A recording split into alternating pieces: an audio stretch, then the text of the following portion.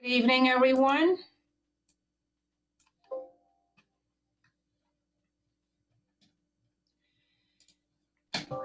Good evening. Thank you. Wanting to know if anybody was out there. We have 1, 2, 3, 4, 5, Hello, 6, Madam 7, Chair. 8. Thank you. Hello, everyone. As I see more than enough school board members for quorum, I will now call this January 7th, 2021 CIP public hearing to order. I will now take roll. Ms. Cohen? Here, good evening, Dr. Anderson. Good evening. Ms. Corbett-Sanders? Good evening, everybody. Ms. Dana Koufax is not with us this evening. Mr. Frisch? Hello. And Mike was on. Ms. Keys-Gamarra? Good evening. Hello to you. Ms. Marin? Hi, good evening. Hello. Ms. McLaughlin? Good evening. Good evening. Ms. Omesh? Hello. Hi there. Ms. Pekorski? Hi, everyone. Hello. Ms. Sizemore-Heiser? Good evening. Hello. Ms. Tolan? Good evening. Hello. Mr. Anabudo? Good evening. Good evening, sir. And I do know we have several staff members with us, Dr. Brabrand, Dr. Ivy, among others. So good, and Mr. Plattenberg. So good evening to all of you. Good evening. Oh, thank you, sir. We will now proceed. I'm so sorry. Oh, I thought I heard some noise in the background. Good evening and welcome to tonight's public hearing on the FY 2022-2026 Capital Improvement Program. On behalf of the school board, I would like to thank you for taking the time this evening to come to talk to us about the Capital Improvement Program. Tonight we have 16 registered speakers. Each speaker is allotted 3 minutes. And to be respectful of everyone, we ask that you stay within that time limit. The timer will begin when you start to speak and the buzzer will sound at the conclusion of your 3 minutes. When your name is called, please unmute your microphone and begin speaking. You may turn on your camera if you wish. After you have concluded your remarks, please also turn off your camera and mute your mic. Our clerk will be helping to call our speakers. And at this point, I would like to turn it over to Ms. Mulberg to call our first speaker. Thank you. Our first speaker is Shanti Ashok. Hello, my name is Shanti Shoke and I'm a sophomore at Oakton High School. I'm participating in this hearing on behalf of Solar on the Schools, a student-led environmental advocacy group in Fairfax County Public Schools. I reside in the Sully District and would like to bring attention to the implementation of electric school buses within the FCPS circuit. I would first like to emphasize previous planning on the application of electric school buses. The Joint Environmental Task Force, known as JET, drafted a clause in the 2020 final report affirming a plan to implement an all-electric school bus fleet by 2035. In order to achieve this goal, we must start planning for and purchasing school buses as soon as possible. This use of electric school buses greatly benefits the body of FCPS students, staff, and the environment in many ways. I will be highlighting the carbon neutral and health benefits of electric school buses.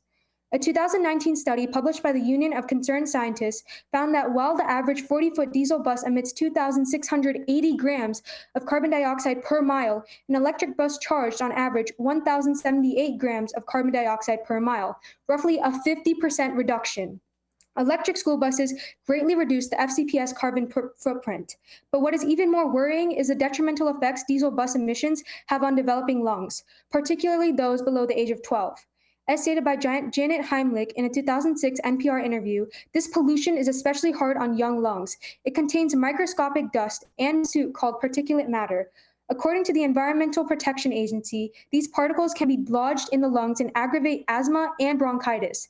They can even cause premature death. Current studies are showing that those levels of pollution inside the bus can be 5 to 10 times higher than the outside air. By implementing electric school buses, FCPS will greatly reduce the detrimental health consequences diesel buses have on young and developing students. There is no doubt that the current circumstances of this school year have been hard on students, teachers, and the FCPS board and staff. But it has also been hard on our environment. By beginning the process of implementing greener transportation, FCPS will play a big role in the future of our planet and the future of its students. Thank you. Our next speaker is Sophie Gideon. Good evening. My name is Sophie Gideon. I'm a junior at Hayfield Secondary School, and I'm a member of Solar on the Schools, an FCPS-wide student organization. I live in the Lee District, and I'm here to advocate for the implementation of electric school buses within the FCPS transportation system. I would like to start off by thanking you all for listening and potentially helping FCPS reach their transportation goals within the near future. I have always been interested in renewable energy options, particularly within schools, so having the opportunity to expand upon a topic as innovative and efficient as electric buses is quite thrilling. While I realize that the price of electric buses is more expensive upfront, the long-term utilization of electric buses could save FCPS taxpayer money overall. When accounting for the cost of diesel fuel and engine maintenance, electric buses are deemed to be far more efficient and less costly. I'd also like to speak to you all about the health benefits of switching to electric buses. We typically hear about the environmental effects of diesel fuel, but the public health risks tend to go unheard. As of today, FCPS and the rest of Virginia opt for a predominantly diesel-based transportation system, potentially compromising the well-being of students from a medical lens. Diesel fuel has the ability to worsen asthma and other respiratory conditions among students, and those who work to construct and repair diesel buses are more susceptible to serious illnesses such as cancer and life-threatening respiratory complications. The exhaust released from these buses also spreads throughout school buildings, furthering each student's exposure to the fuel. According to the EPA, children inhale 50% more than the average adult and spend more time around diesel fuel, meaning that they're highly vulnerable to inhaling pollutants while at school or at bus stops. In order to address the health issues that are caused or aggravated by diesel fuel, implementing pollutant-free systems of transportation is necessary. As stated in the Joint Environmental Task Force report of October 2020, FCPS has plans to introduce 8 electric buses by January 2021. This is really exciting. The JET recommendation is that the FCPS fleet be converted to electric or non-carbon emitting fuel by 2035. I hope that the school board will adopt this JET recommendation at the upcoming vote. With the help of policymakers like you, we can introduce electric buses into the Fairfax County school system in order to provide safer transportation for 180,000 plus students across the county. Electric buses have the ability to transform the environment by reducing greenhouse gas emissions and air pollution while also guaranteeing better respiratory health for students and staff members. Thank you all for listening and have a good night. Our next speaker is Martha Mike.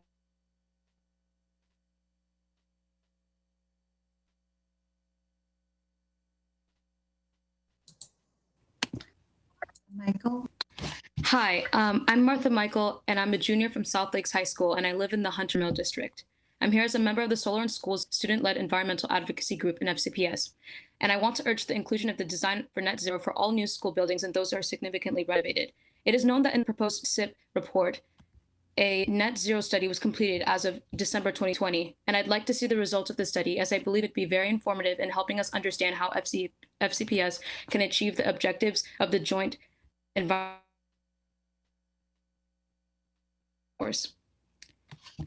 According to page 160, zero energy building is an important element in achieving the carbon neutrality. The study is fundamental to Fairfax County Public Schools' efforts to move towards net zero energy performance carbon neutrality by 2040.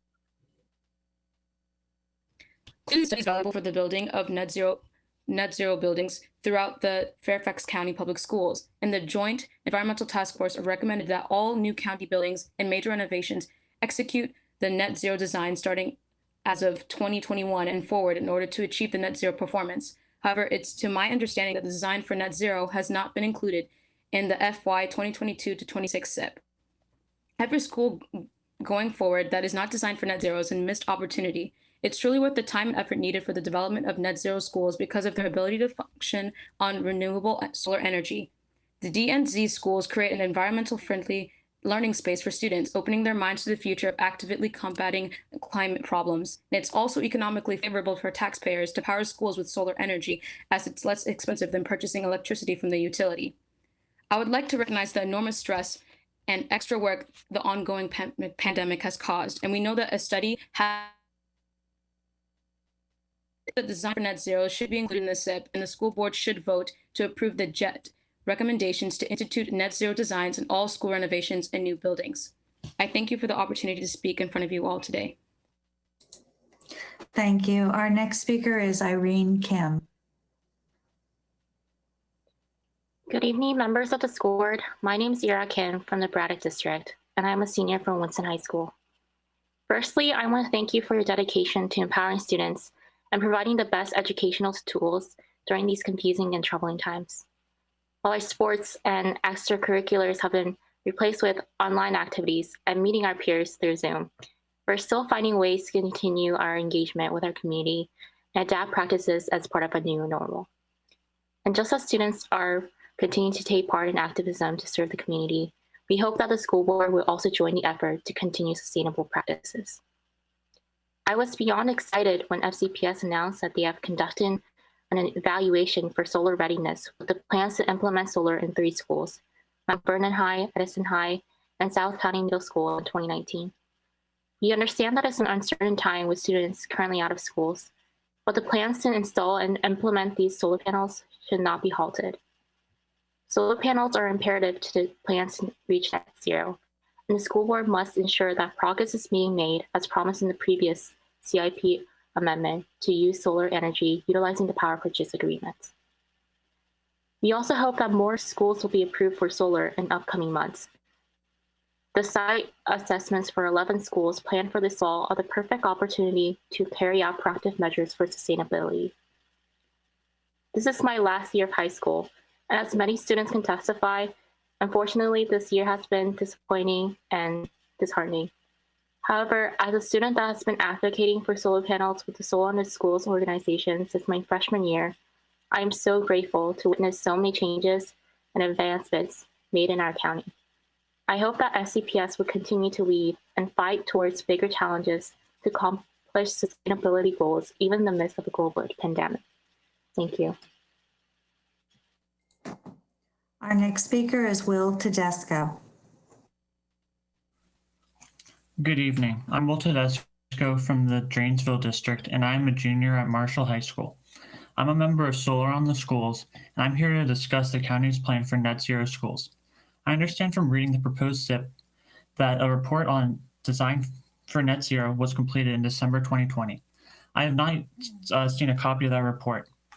I also note that design for net zero has not made it into the SIP this year, but it's very important for it to be.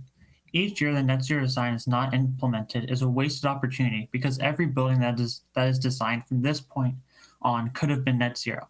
I understand that this has been a difficult year, and there are many other issues to be dealt with, but design for net zero should not be missed out on again. There are many benefits to net zero. For one, it is actually economically beneficial.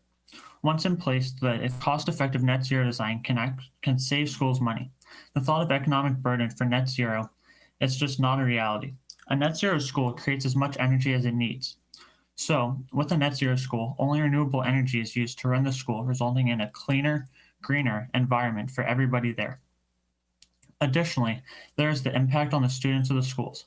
Children going to school every day in a net zero building will see that energy efficiency and clean renewable energy is attainable and a reality that they are living in. They will grow up learning to be more energy conscious and environment friendly people because they learn from a young age that their impact on the planet matters.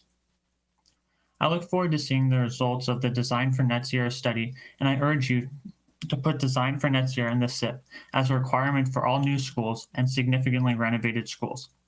I'm certain that you're all aware of the Joint Environmental Task Force report, or the JET, for the schools and government operations to be carbon neutral by 2045. With these in mind, I hope you move forward with net zero buildings. Thank you for your time.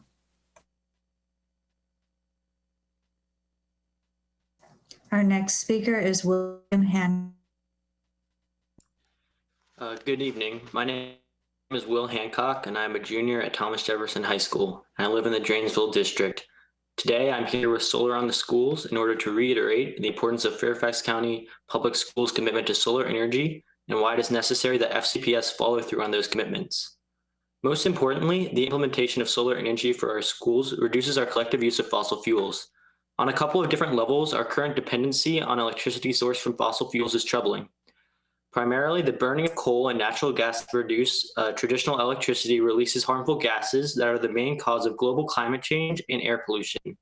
The warming of air and ocean temperatures causes a wide range of negative effects, from an increase in the frequency and severity of natural disasters such as forest fires and hurricanes, to coral bleaching, to melting ice caps. These problems will continue to worsen without a change in how we source electricity.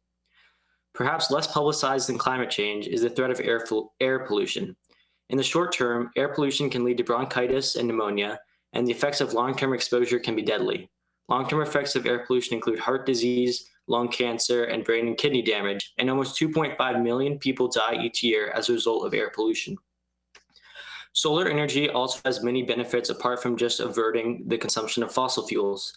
Firstly, it is one of the most consistent sources of energy. Because the sun is the most abundant source of energy on Earth, there will not be any shortages. So unlike fossil fuels and to a lesser extent hydroelectric power, the cost of solar energy does not significantly change over time.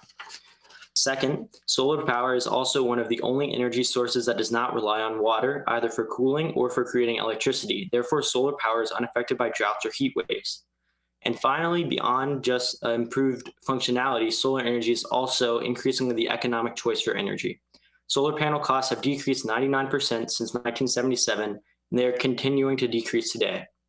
Thankfully, you recognize the urgency of the situation and the benefits of solar energy as evidenced by your previous capital improvement plan amendment to use solar energy through purchase power agreements. I commend this board for passing that amendment, but actually implementing solar energy throughout FCPS is what matters. I look forward to the swift analysis of schools, order of solar installs, and installations in coming months. Thank you for your time. I realize that dealing with the pandemic is the first order of business for this board right now, but it's important that environmental issues do not get left behind. Thank you. Our next speaker is Aylin Carpenter.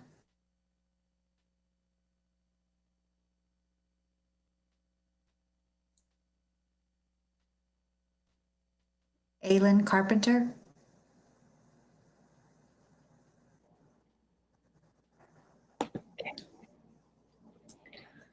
Hi, my name is Aylin Carpenter. I'm a 7th grader at Frost.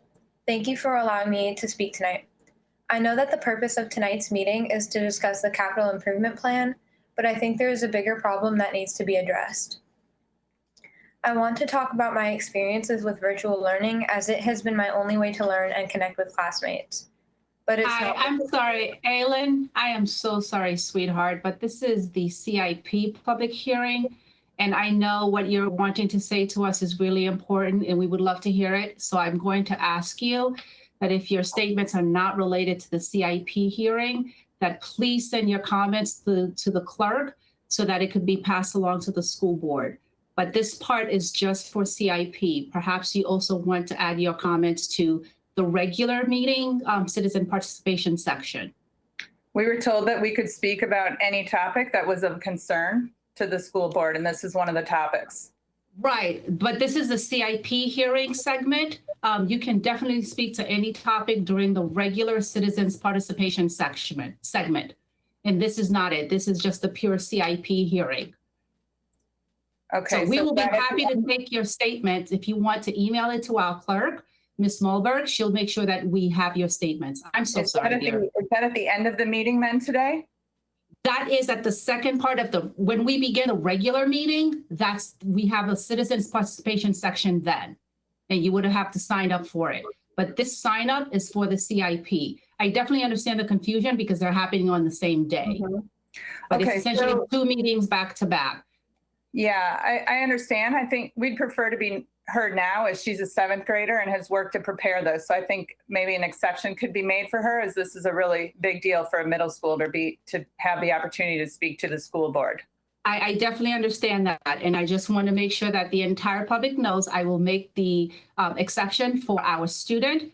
But if we have any other adults who are speaking to issues during this part of the meeting that is not related to CIP, we do ask that you send your statements to the clerk so that the board can read your statements and be informed of what you wanted to share.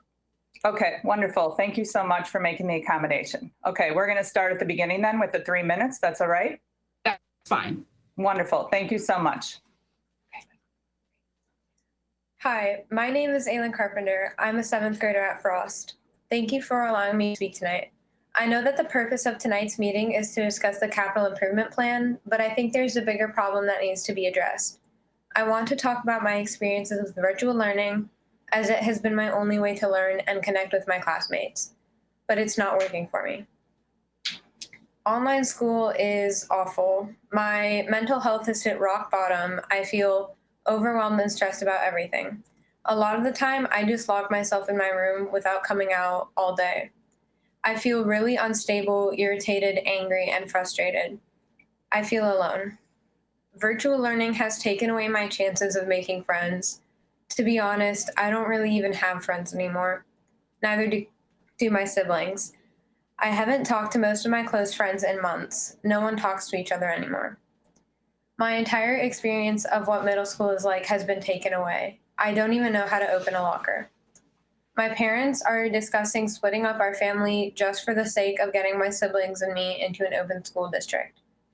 Is this your idea of what should happen in middle school? Is this the most we will do this year? I feel like my entire 7th grade year has been wasted, and I'm not the only one going through this. I have some quotes from other students that I would like to share. I feel so alone and isolated, and I'm too embarrassed to let people know because it will make me seem like a loser to say it out loud. I wish that we could move anywhere that has schools open. I used to love school. One of my goals for 2021 is to not be so lonely. I've learned nothing this year. My motivation is gone. I can't hear my teacher because of my hearing loss, and then she thinks I'm not listening. So many of my friends are corrupt now. They cheat on their assignments because there is no one around to help them understand. So why does it matter if we really learn? It's a huge struggle to reach out to teachers when you need help, and I feel like it's way less interactive. I'm constantly bored, nothing is engaging. I will not be able to look back fondly on my last 2 years of high school because we got cheated out of them. No homecoming, no senior events, no cool rites of passage. I see why alcohol and drug use has gone up. Nothing to look forward to. In online school, nobody talks or shows their face. I don't even know who's in my class. It's like I'm invisible and no one cares whether I understand or even exist. In conclusion, I too am concerned with our community's health regarding COVID. I am equally concerned that without a better plan for school, you're really doing more harm to the students. Please, for the health and education of the students, please let us return to school now. Thank you. Thank you very much. Thank you. I appreciate your statements, dear. Would you do me a favor, nevertheless? Would you please send your statements to the clerk? I would like for us to be able to follow up with you, if that's okay with Mom. Yeah, we can do that. We'll track down where to send that. Thank you very much for I appreciate it. We're very proud of her. Yes, thank you for your statements. And again, I just want to offer a reminder to the rest of our speakers for this section. It is the CIP hearing, so please be sure your comments are related to the CIP.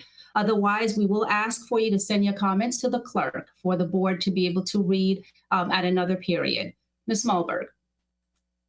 Our next speaker is Lisa Turkletaub.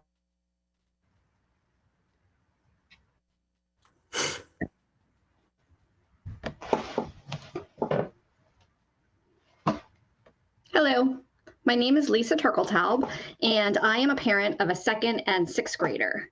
Up until June 2020, I was not involved in FCPS at all. I did my part by paying real estate taxes. I didn't need to be involved because I thought things were run really well. We had a great FCPS experience. I have watched many hours of school board meetings, and one thing is clear. There is a lack of strategic decision-making framework and risk assessment strategy employed.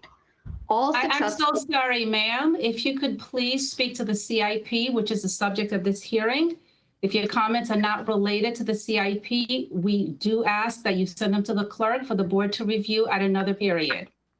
Yeah, I'll get there. Okay. All successful, well-run organizations use a strategic decision-making framework for solving big problems. There are classes, books, seminars for how to employ these frameworks. Here is an example of how risk-based decision-making framework can be utilized. If you're trying to address the question, should electric school buses be purchased? And I'm holding this up, but I don't know if you can see this because I can't see myself on the screen. It's really faint. It's hard to see. All right, well, here it is.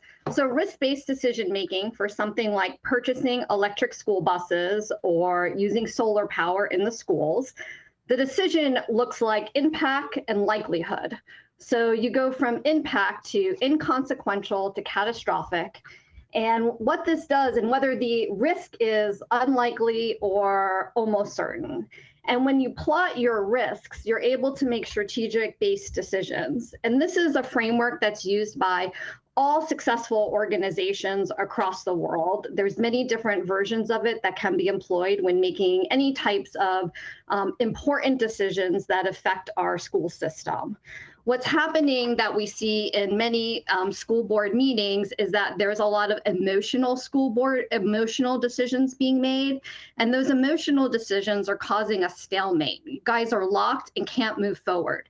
Every plan that the superintendent brings to the board is rejected. I am so sorry, ma'am. I am not yet seeing the connection to our CIP. If you can make that connection for us, otherwise I will have to ask you to send your statements to the clerk. Yeah. No, I did talk about electric school buses. And so every time that there's a different plan addressed to the board. I am so sorry. I'm not trying to be combative with you, but mentioning electric school buses, I'm not seeing that your statements are regarding the CIP. Yeah. So ma'am, I will have to ask you to send your statements to the clerk. Thank you. Thank you so much for taking the time. At this point, I invite the clerk to call the next speaker. Our next speaker is Joanne Sears.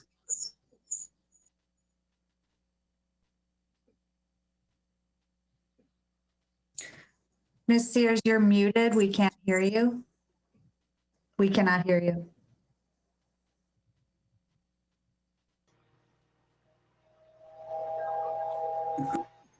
Next. Why don't we just go ahead and go to the next speaker? We'll try to bring Ms. Sears back in after if her statement is related to the CIP. Can you hear me now? Can you hear me now? Yes. Oh. Yes, thank you. We can. I know Carl's waiting for me, Carl. Hi, I'm Joanne Sears, and I'm one of thousands of families who are part of the Open FCPS movement from across Fairfax County. But today, I would like to talk to you about the Capital Improvement Program. Unlike the school board, we are a nonpartisan group of families, parents, grandparents, business owners, educators, and guardians who actually put kids first. I'd like to go back in time for a moment to the fall of 2019, when a wonderful group of McLean High School parents got together to help with the crushing overcrowding of in the school and in the hallways. Now let's go back in time, because really it's been over 300 days since our children have felt the crushing crowds inside McLean High School. 300 days since they enjoyed sitting in a real classroom. 300 days since they enjoyed lunch in the cafeteria with their friends. And during that event in the fall of 2019, before the pandemic, we had this amazing session where we were asked to help and look at the borders between Langley High School and McLean High School. This is when I first realized the incredible incompetence going forward with the capital improvement plan. This is when I realized that staff was not ready to show us numbers in terms of moving students from one part of the county to the other. And I was greatly alarmed at this meeting. And that's really when I first got involved in this entire process and understanding what is happening with our schools. And really what is happening is that this school board, in concert with the Board of Supervisors, does not talk to each other although they are primarily from the same political party. They each pass blame one to another, and that truly is shameful. Right now, within the Tyson's Corner corridor, there are thousands of apartments and townhouses going up, but yet no real improvement plan to ensure that this overcrowding ends and ceases.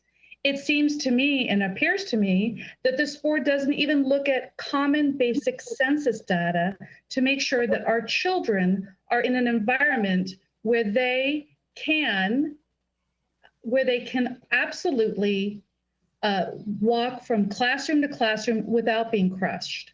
I have talked to principals, I have talked to students, I have talked to teachers, and the bottom line is that McLean High School is turning into a failure. One of your crown jewels, similar to the destruction of Thomas Jefferson that you guys voted on, is going to fall by the wayside, and test scores are going to fall dramatically.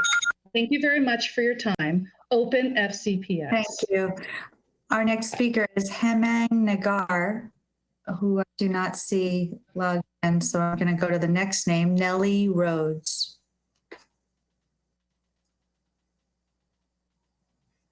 Nellie Rhodes.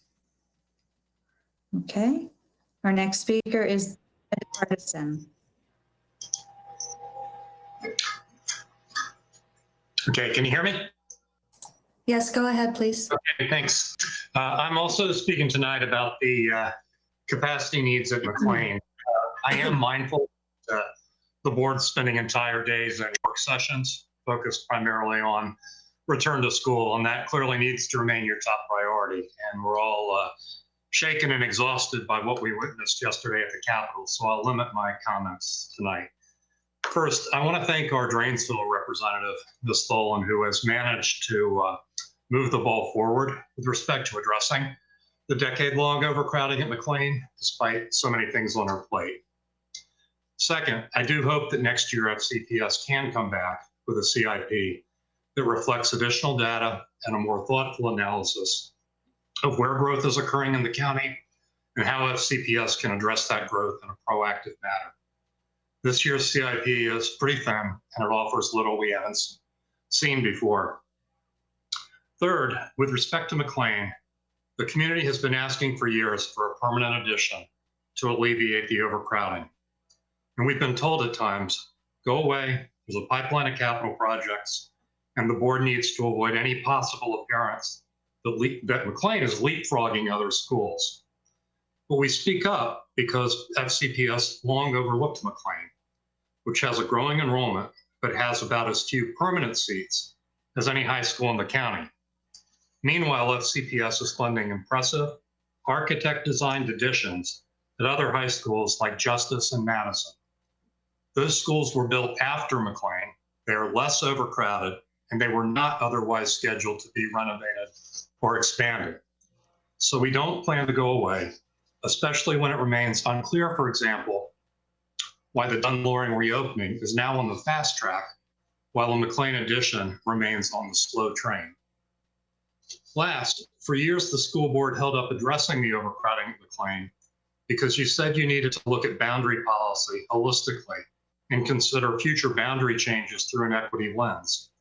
But then I look at the one short-term solution to the McLean overcrowding that FCPS has offered, the boundary change with Langley, and I see that most of the staff's options would move only single-family neighborhoods and none of the multifamily housing in the McLean district to Langley. That would increase, not reduce, the demographic gap between Langley and every other high school in the county, including McLean. If, as Dr. Brabrand says, equity is at the center of everything you do, I'm not sure I want to see what the periphery looks like. To wrap up, we know you have a tough job, but our community remains in limbo. We simply ask FCPS to take the necessary steps to make sure McLean has facilities comparable to those at other high schools and can continue to offer programs. Thank you. The speaker's time is now up. Our next speaker is Sigmund Bach, but I do not see him signed in. So I'll call the next speaker, Kimberly Adams.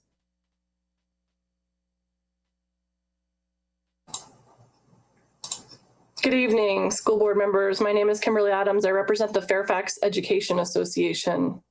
As you complete your annual process of discussing and approving this 2022 to 2026 capital improvement plan, the FEA would like to weigh in with items that your employees are expecting to see as this plan is carried out. We would be remiss if we did not begin by thanking Mr. Plattenberg and his team, acknowledging that there is a huge amount of work that goes into every CIP plan revision. We would like to emphasize that school construction and renovation are critical and have been for a long time, rarely obtaining the necessary funding to reach policy goals. Having a policy that states you are on a 20 to 25 year cycle and still knowing that in reality, the average age of our buildings is 37 years is a large problem. We know that over the past few years, the County Board of Supervisors tried to supply additional funding beyond what had been committed in the past. FEA expects that the Joint School Board Board of Supervisors Capital Committee will continue to commit as many bond dollars as possible locally. FEA also understands the need to explore the potential for future state and federal dollars to be allocated here in Fairfax. There is hope ahead as lawmakers begin to truly recognize the crumbling infrastructure in our nation, and that very much is reflected in our schools. Finally, we firmly support changes to the boundary policy. FEA recommends that an employee engagement component be added to the community dialogue and board decision-making process. Revisions to this policy and taking steps to act on its implementation in our community must be included as critical next steps as we exit this pandemic. We look forward to continuing to advocate for what is needed to improve our facilities for staff and ultimately our students. As you hear us repeat regularly, your staff working conditions are our students' learning conditions. Thank you for all that you continue to do to balance the capital needs of our district. Our final two speakers do not appear to be present, Patty Madden and Gifford Krivak. Those were the final speakers.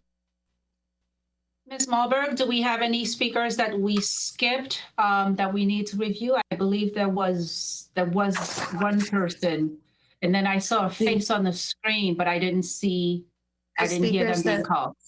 The speakers that were not present were Hemang Nagar, Nellie Rhodes, Sigmund Bach, Patty Madden, and Gifford Krivak. And okay. This is Himanshu Verma. I was just wondering, am I slated for this particular? No, sir, you're at the next meeting, which will start in just. Okay, thank you. Thank you. Seeing that there are no other speakers who would like to address the CIP, at this time, I would like to thank all of you for your comments and concerns.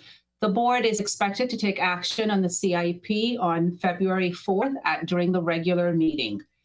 We will now take a 5-minute recess, and then we will reconvene for the regular school board meeting. It is now 7:38, and so we will see you all, let's just say round it up to 7:45. We will see you at 7:45 for our regular meeting. Thank you.